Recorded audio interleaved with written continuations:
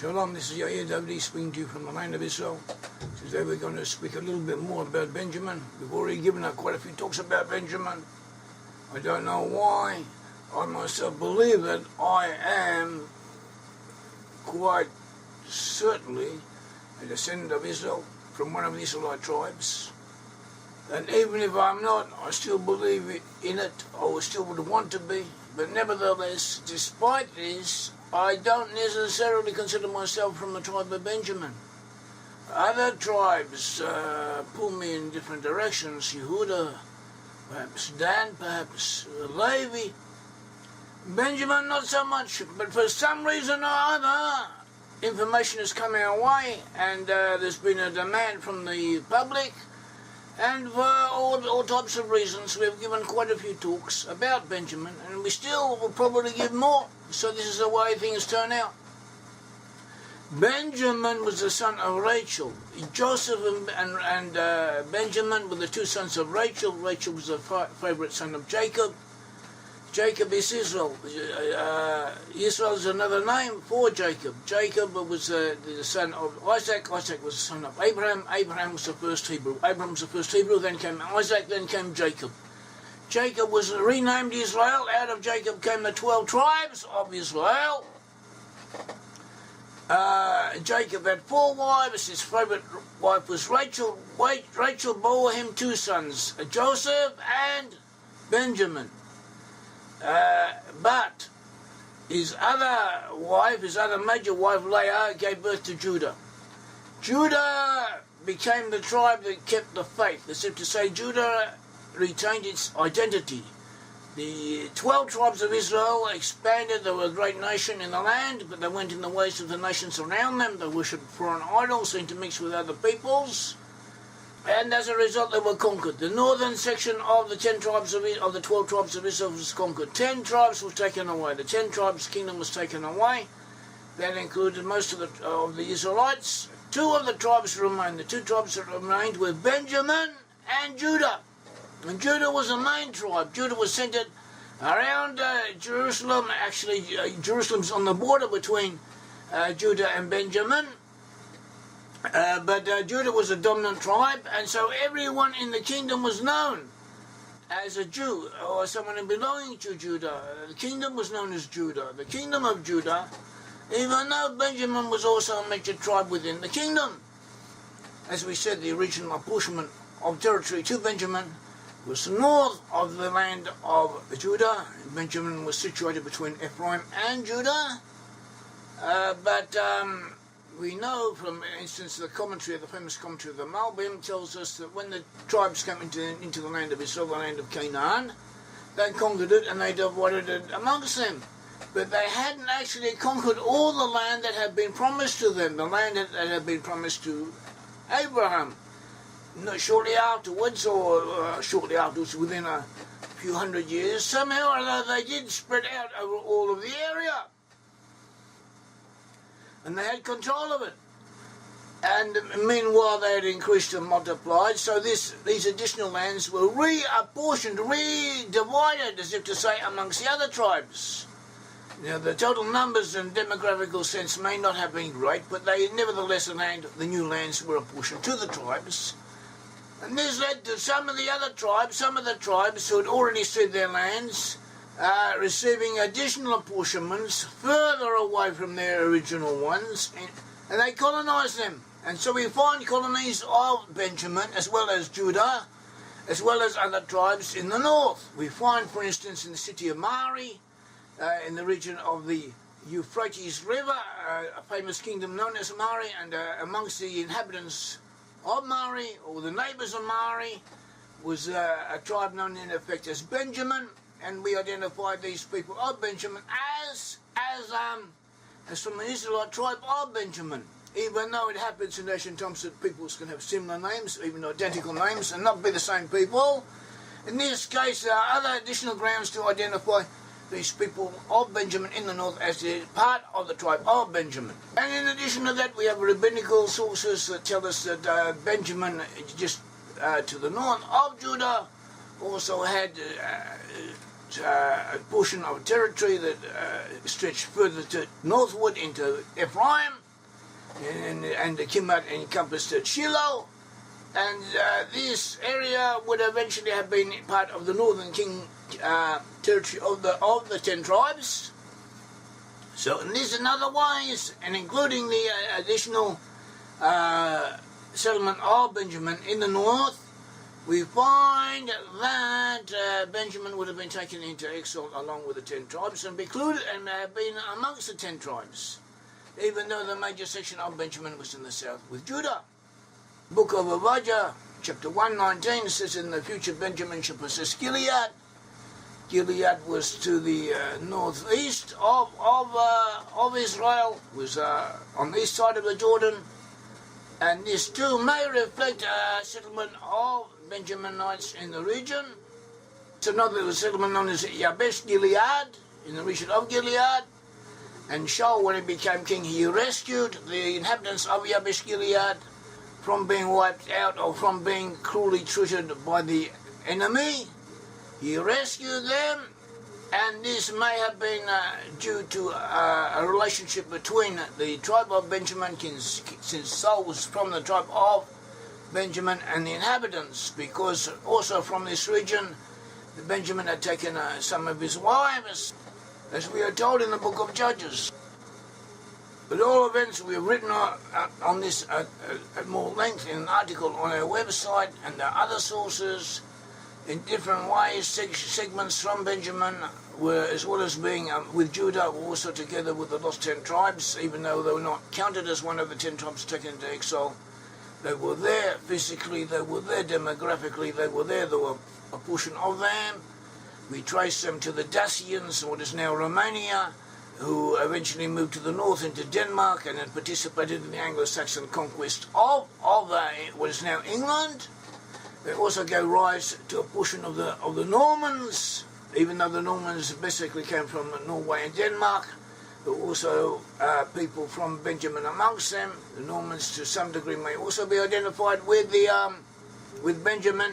So too the Belgae in ancient what is now Belgium, and in France and Ireland and Britain, too may to some degree have been descended from Benjamin. We find Benjamin amongst peoples of the lost 10 tribes.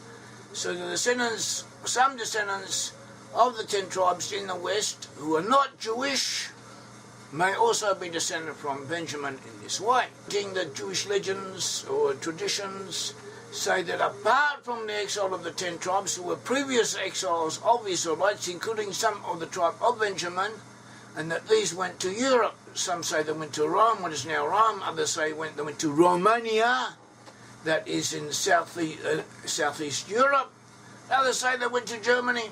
See Ginsberg, Legends of the Jews, for sources and references. And also see Rabbi David Kemke on the book of Judges, who also brings these accounts. We also find Benjamin amongst the Jews. We have famous people descended from Benjamin, had traditions that they did have, that they were so descended. There was the Hasidic dynasty of Vishnits. As you know, the Jews are divided into different sections. They have Ashkenazim and the Sephardim. The Ashkenazim are numerically the largest section. That Ashkenaz in Hebrew means Germany. And so the Ashkenaz came to Europe via Germany, and they, on the way, somehow they picked up a German language and added to it and adapted it and created the language of Yiddish. And they continued to the east, or those who continued to the east influenced the Jews who were already there. And altogether, the whole of European Jewry is commonly known as Ashkenazim. Amongst the Ashkenazic Jews, you have different sections. You have the Litayim, the Lithuanian Jews, who in effect that means the general Orthodox, regular, general, ultra-Orthodox Jews who emphasize learning Torah and keeping the commandments. In addition to them, you have another section of the ultra-Orthodox Jews known as the Hasidim. Hasidim originated in Eastern Europe. Nowadays, there's not that much difference between the two groups, the Lithuanians and the Hasidim. They are very similar to each other. They operate together. They cooperate with each other.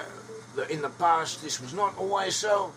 Hasidim have a slightly different orientation, different customs, different values in some respects.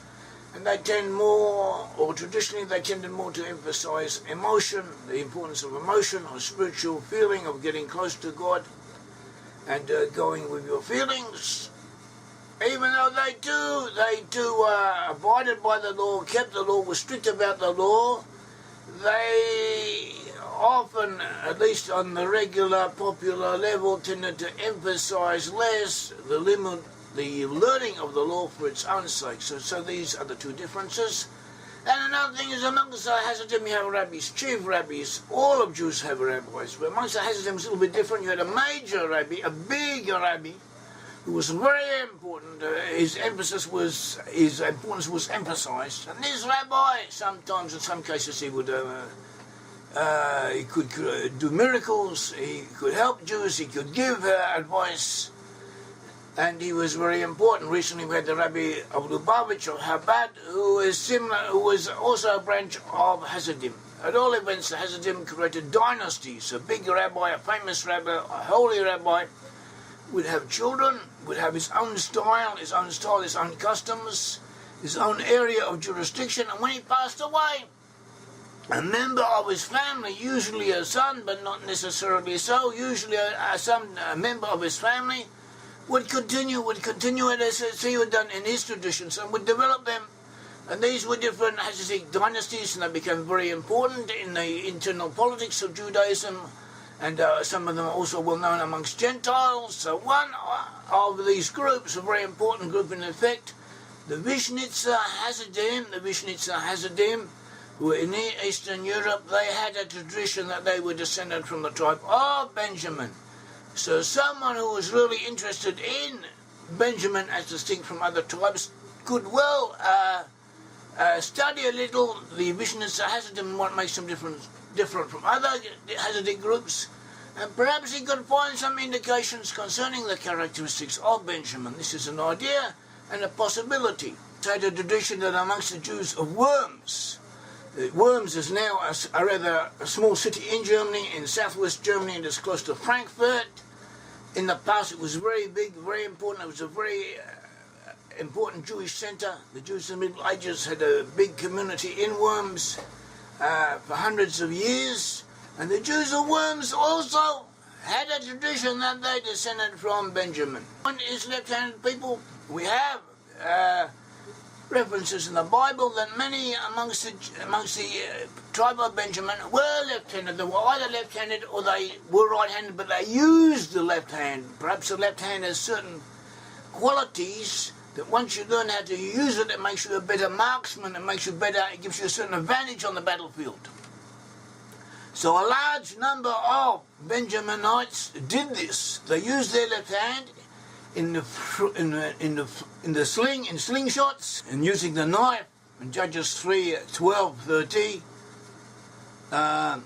slingshots in Judges 20:16, and also as general ambidextrous soldiers who could use both hands, who came to help David, as it says in 1 Chronicles 12-2. This was a feature and aspect of Benjamin, which Benjamin did, and it may be that many left the good. I don't know. We do not know. We haven't done. There's no studies have been done. There are no indications that there were ever, or that at present there are more people amongst the descendants of Benjamin who are left-handed than right-handed. But there may have been, at all events, there was something about being left-handed that Benjamin related to and used. And so this too might be of interest. Usually left-handed people are slightly more intelligent. I myself am left-handed, and also they often have problems. They have problems with coordination. I also had problems with coordination in my youth, and they have different things, different aspects. They're sometimes more artistic. They're a little bit different from other people. They live a few years less on average than right-handed people. And there are certain aspects of the Benjamin of left-handed people that might apply also to Benjamin. They're reserved, and in previous talks we've noticed that Benjamin tended to be reserved, to be more aristocratic in his attitude compared to other tribes. So these two may be worth considering. Two important people who belonged to the tribe of Benjamin were Esther and Mordecai. Esther and Mordecai were descended from King Saul. King Saul was the first king of Israel. He was the first king of Israel. He was the king before David. David had first served in the service of King Saul.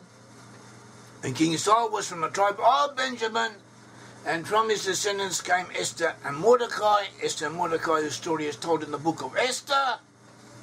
How they saved the Jewish people from extermination whilst the Jewish people were in exile. And there it says expressly, as we see in Esther 2, verse 5, there was a certain Jew, that Palestine Mordecai, son of Jair, son of Shimei, son of Kish, a Benjaminite. And so we find here is expressly referred to as descendant from Benjamin, and he's also referred to as the Jew because the Benjaminites in general did identify with Judah. Esther was also known as Hadassah, and Hadassah was the niece of Mordecai. And the story of the book of Mordecai revolves around Esther, that is Hadassah. They were in Shushan, the Bira, the capital of the Persian Empire, as were most Jews of the world at that time in that region, or subject to the jurisdiction of Persia. So we'll just briefly describe what happened, because not everyone's clear about this, of how the Jews got to get to be in the Persian Empire. We should note that the 10 tribes, first of all, we had the 10 tribes. The 10 tribes were conquered by the Assyrians, and all of them were taken into exile. They went into exile, they disappeared, and we traced them to peoples in Western Europe. After the 10 tribes were exiled by the Assyrians, Assyria was destroyed by the Medes and Babylonians and the Scythians acting together. After these peoples had conquered, incidentally, amongst the Scythians were many Israelite exiles from the 10 tribes. At all events, they destroyed these peoples, destroyed the Syrian Empire, and the Medes and the Babylonians divided the Syrian Empire between them, whilst they forced the Scythians to move to the north. And the Scythians included many of the Israelites amongst them. So we had the former Syrian Empire being divided amongst the Medes and the Babylonians. Whereas Judah remained independent. Judah had not been conquered by the Assyrians, and at that stage had not been conquered by anyone. It remained a small but independent kingdom, and in Judah were the two tribes of Judah and Benjamin, as well as refugees and others, Levites and so on, who had come north, who had joined on to Judah. Then we come to King Josiah, king of Judah from the tribe of David. He attempted to bring the Israelites back from the exile. He did not succeed. He was killed. The Syrian Empire was destroyed and divided between the Medes and the Babylonians. After King Josiah, after the death of Josiah, we had Jehoahaz. Jehoahaz reigned for only 3 months. He was apparently deposed by the king of Egypt. After Jehoahaz came Jehoiakim.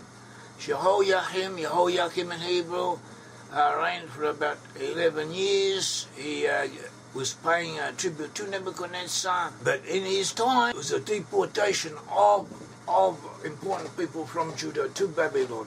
The Babylonians apparently took a portion of people from Judah in order to enforce their suzerainty as hostages. They took them to Babylon. Amongst these people taken into exile was Daniel and his friends. Daniel and his friends, as were recorded in the book of Daniel. After Jehoiakim, there came Jehoiakim. Jehoiakim was the son of Jehoiakim. Jehoiakim, it's very easily to confuse these names. They sound similar and they're written similarly. Jehoiakim and Jehoiachin. At all events, Jehoiachin was the son of Jehoiakim.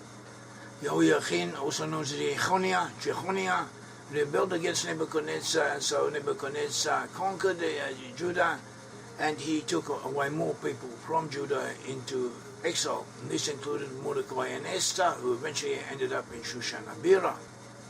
After Jehoiachin, his uncle, the uncle of Jehoiachin, Zedekiah, became king. He was made king by Nebuchadnezzar.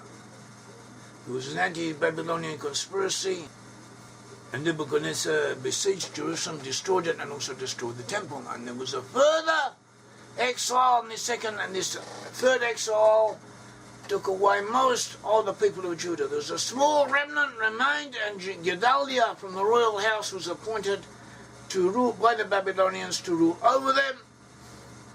Gedaliah, however, was assassinated. The remaining Jews feared that the Babylonians would blame them for it and take revenge upon them, and so therefore they fled to Egypt. And they took Jeremiah and Baruch ben Neriah, the assistant of Jeremiah, to Egypt. Shortly afterwards, we understand that Egypt was conquered by the Babylonians, and we assume that those Jews who were found in Egypt were too taken to Babylon, but we are not certain. So that more or less is an outline of the Babylonian exile, and so we see that Esther and Mordecai were in the exile, the second exile of Jews from Judah that associated with Jehaniah or Jehoiakim. And they were from the tribe of Benjamin. In previous talks we have spoken a little bit about the characteristics of Benjamin. We noticed that Benjamin is aristocratic and Benjamin is not so intellectual as Judah. He's more impulsive, more emotional, but he's also reserved at the same time.